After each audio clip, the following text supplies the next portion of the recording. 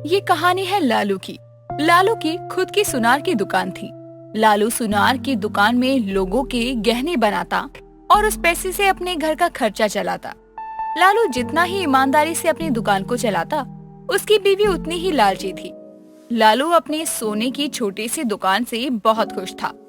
ऐसे ही एक दिन लालू अपनी दुकान से घर आता है तो लालू की बीवी विमला उसे देखकर कहती है, आ गए जी सुनार की दुकान से। और कैसा रहा आज का काम?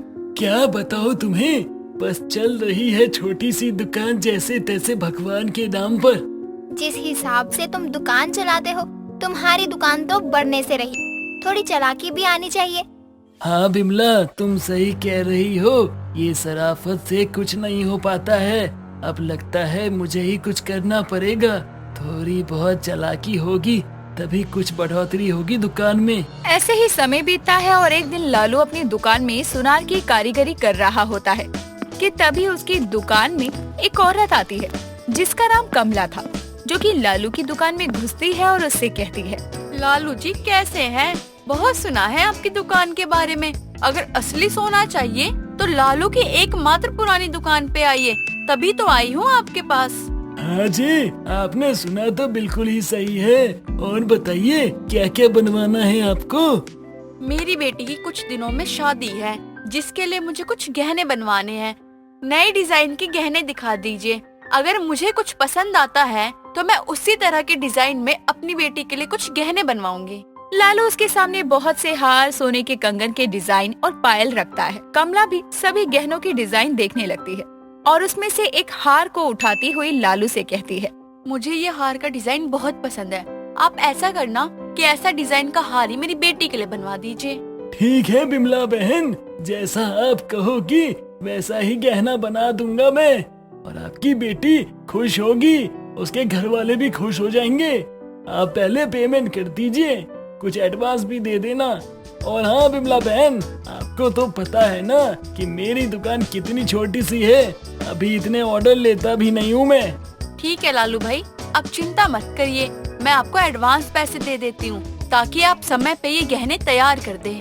इतना कहने के बाद वो कस्टमर लालू के हाथ में कुछ एडवांस पैसे देते हुए वहाँ से चली जाती है।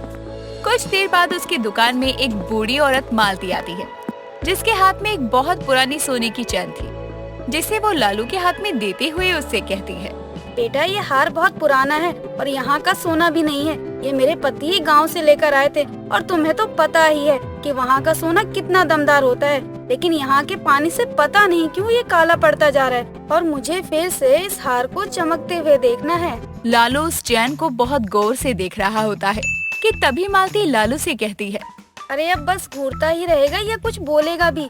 कर भी पाएगा इसे नए जैसा या नहीं? अरे आप चिंता मत कीजिए, मैं इस हार को बिल्कुल नया जैसा बना दूंगा। आपको तो यकीन भी नहीं होगा कि ये पुराना भी हुआ करता था। अच्छा तो कितना रुपया लेगा इसको पहले जैसा करने के लिए? उतना ही लियो जितना जायज हो। अरे नहीं नहीं, जो जायज होगा मैं वही लूंगा। ईमानदार इंसान हूँ, मेहनत की 2 रोटी कमाता हूँ और वही खा के अपना और अपने परिवार का पेट भरता हूँ। मैं आपके साथ धोखा नहीं करूँगा।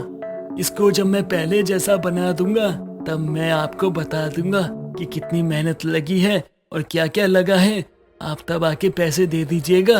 अभी आप जाइए। कुछ देर बाद वो बूढ़ी औरत अपना सोने का पुराना हार उसको रिपेयर करने के लिए देकर चली जाती है और पूरे दिन में उसकी दुकान पर बहुत से ग्राहक आते हैं, जिनमें से कुछ एडवांस पैसे देकर जाते हैं तो कुछ अपने पुराने गहने। ऐसे ही समय बीतता है और ढलती दिन के साथ लालू अपनी दुकान को बंद करता है। लेकिन आज लालू अपनी दुकान में से सभी गहनों और पैसों को एक अटैची में भरते हुए उसको लेकर अपने घर आता है। विमला लालू के हाथ में सामान को देखकर कहती है, ये क्या है? दुकान का सारा सामान लेके आप घर क्यों आ गए हो? कुछ नहीं बिमला, हम ये सोने और ये पैसे को लेके भाग रहे हैं यहाँ से रातों रात। हमें यहाँ से निकलना है और आज इतनी कमाई हुई है, इन पैसों को लेकर एक नई जगह जाके एक नई दुकान खोल सकते हैं। लालू को उन सोने के सामान और लोगों के दिए हुए एडवांस पैसों पर लालच आ जाता है और वो लोगों के सभी पैसे और सोना लेकर वहाँ से अपनी बीवी के साथ भाग जाता है। अगले दिन सुबह सभी कस्टमर लालू की दुकान पर आते हैं और दुकान पर ताला देखकर लोगों से पता करते हैं, जिसके बाद उन्हें पता लगता है कि लालू अपनी दुकान खाली करके वहाँ से भाग गया है। सभी लोग अपने हाथ पर सर मारते हुए दुकान के पास बैठकर लालू को कोसते हुए कहते हैं, अरे ये क्या हो गया भैया, इतना भरोसा करके हमने इसको पैसे दिए, कुछ गहने दिए और इसने हमारे साथ गद्दारी की, कभी भला नहीं होगा तेरा। इधर लालू एक नई जगह आकर अपनी दुकान खोलता है और लोगों को बिल्कुल भी नहीं पता था कि लालू किस तरह का आदमी है। ऐसे ही समय बीतता है और वो यहाँ भी लोगों के असली गहने की कॉपी नकली गहनों में बदलकर उन्हें ही बेच दिया करता। ऐसे ही समय बीतता है। अब लालू अपनी बेटी मेघना की शादी एक पैसे वाले परिवार से करता है। विदाई के समय लालू को कुछ गहने अपनी बेटी को देने थे। लालू का लालच तो अब सर पर चढ़कर बोल रहा था। कुछ देर बाद वो अपने कमरे में जाता है और अपनी पोटली में से गहने निकालते हुए अपने मन में कहता है, अरे काम करता हूँ, अपनी बेटी को भी सोना क्यों दूं, उसे भी नकली गहने दे देता हूँ, कौन सा उनको पता चलेगा। और वैसे भी इतने अमीर लोग हैं, अरे कौन सा देखेंगे कि गहने असली है ये नकली है, कम से कम खर्चा तो बचेगा मेरा।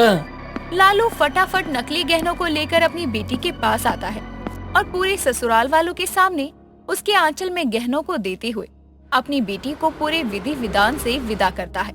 ऐसे ही समय बीतता है। मेघना की सास सुधा अपनी बहू के कमरे में जाती है और उसके पास जाकर उससे कहती है, बहू क्या कर रही है?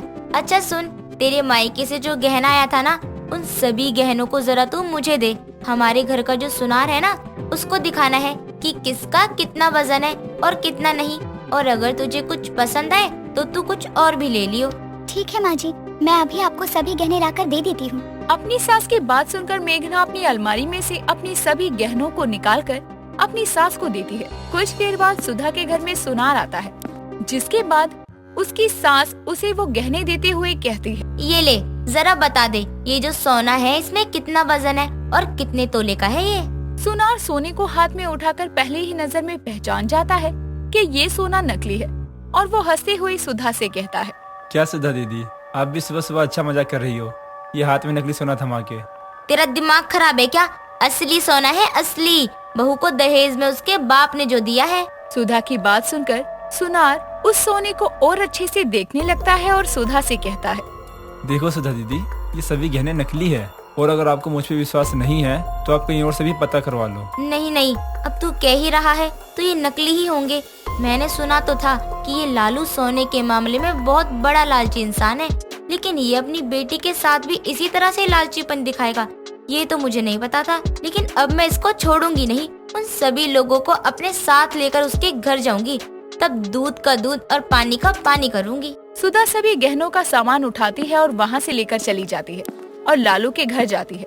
विमला सुधा को अचानक से घर में देखकर हैरान हो जाती है और उसे आने का कारण पूछती है। सुधा जी, आप यहाँ आइए ना, अंदर आइए, बाहर क्यों खड़ी हैं? कोई अंदर बंदर नहीं आ रही है। तुम्हें क्या लगा औरों की तरह ये लालची लालू मुझे भी बुद्धू बना देगा? ये पकड़ अपने नकली गहने। और तुझे शर्म नहीं आई? अपनी बेटी को भी नहीं छोड़ा तूने। इससे पता चलता है कि तू कितना बड़ा लालची सुनार वाला है। सुधा की बात सुनकर लालू को भी लगने लगा था कि सच में उसकी ये लालच अब दिन पर दिन बढ़ती जा रही थी। जिसके बाद वो सुधा और अपनी बेटी से माफी मांगता है और उसके लिए नए गहने बनवाता है जो कि पूरी तरह से असली होते हैं, और जिनके भी गहने और पैसे उसने अब तक लूटे थे उनको उनका सामान वापस भी करता है और एक छोटी सी दुकान ईमानदारी के साथ चलाना शुरू करता है।